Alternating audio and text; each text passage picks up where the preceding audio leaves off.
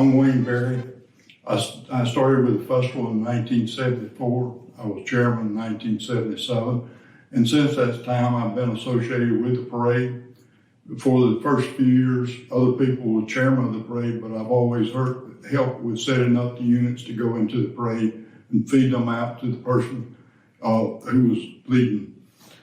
Probably about 1982, 83, in that time frame, I became chairman of the parade and have been helping to put it together ever since. Along the way, there's always been a lot of help. We start planning the parade maybe in early spring, March, April, and then it's usually towards the mid to late June by the time all the applications come in. Then taking those applications and lining them up in the parade, establishing unit numbers where they'll start out in the parade. And right now I'm trying to train 2 or 3 other people to fall in my place, and I've been successful at that. Duncan Hilburn been working with me for probably the last 5 or 6 years. My daughter Elizabeth started out when she was still in elementary school. And now she lives in Raleigh, but she comes home every 4th of July to help with the parade. Preceding me in the early years, and thinking in terms of Robert Howard and Lee Allred and the JCs that were very instrumental in keeping the festival going, they didn't always know who was going to be in the parade until the morning of the 4th. So it was much more difficult for them to line up the parade. Somebody, and they had to do it on the spur of the moment.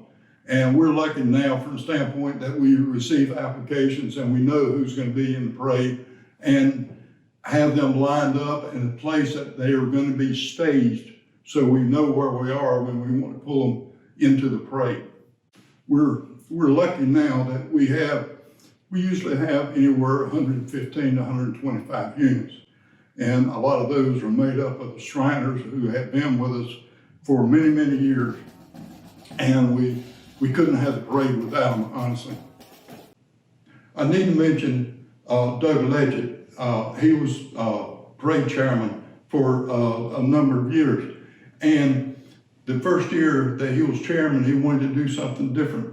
So he switched directions on the parade.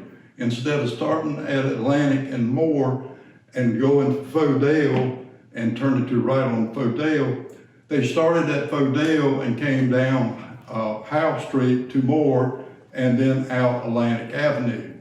And he tried this because of the staging, thinking it was easier to stage units, but it didn't work. And so the following year, it was switched back to the old way. We still start out at Atlantic and Moore, follow Moore Street to Howell Street, turn right on Howell, and go up Howell to Fodale, turn right on Fodale, and then disband. It's been some years since we've had Queens in the parade. We really do have Queens visiting from other areas in the parade, but at one time we had Miss 4th of July and always had a Queens pageant to select. And that person represented the North Carolina 4th of July Festival all over North Carolina. And always rode in the parade, and they had a tradition when they were visiting other festivals, then when it came time for their festival, they invited the other queens to visit. And going back to 1976 was the only year that we really had a lot of rain for the parade. We still had the parade, and one of the reasons that the parade went like it did, Miss North Carolina was with us that year, and it was raining cats and dogs, but she climbed on the convertible and said, "Let's go." And all the other people couldn't refuse when she said that. So the parade went through, even though there was a limited number of units at that time.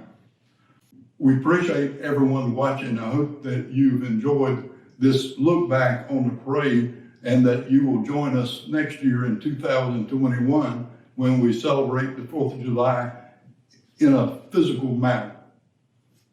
Happy 4th.